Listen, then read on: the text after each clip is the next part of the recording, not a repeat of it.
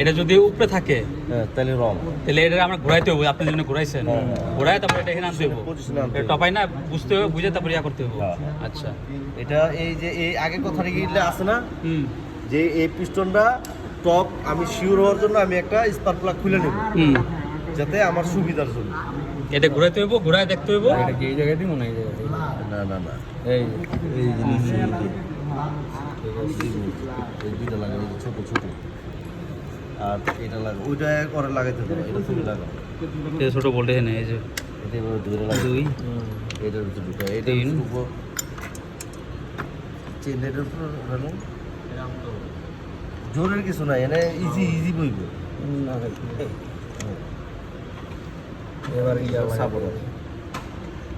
আচ্ছা, এই জিনিসটা লাগানোর ক্ষেত্রে লক হয় কিন্তু এটা, ঠিক আছে? এভাবে লাগাইতে গেলে আমার শক্তি প্রয়োগ করা লাগবে বেশি। স্প্রিং তো নাই ভাই কোনো, ব্রেক না লাগে তখন কোনটা?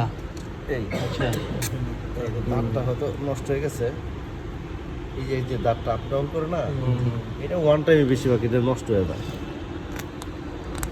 এভাবে আমরা চাপ দিয়ে সবসময় এটা লক করে দিই, লক করে দিয়ে লাগানোর পরে এটা আমরা চাপ দিয়ে খুলে দিই, রিলিজ করে দেন। এটা যেহেতু নষ্ট হয়ে গেছে দাঁতটা বুঝতে পারছে নিত, ঘাটে লাগতেছে। ঠিক আছে? এটা এখন লাগাইতে হলে তোমার এইভাবে চাপ দিয়ে লাগাইতে হবে, ঠিক আছে?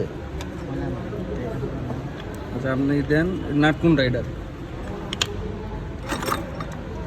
নাট তো নিচেই আছিল, এটা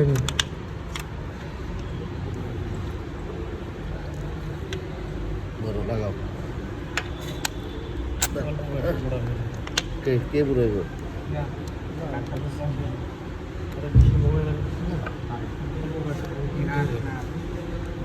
দেন না লক করে নষ্ট।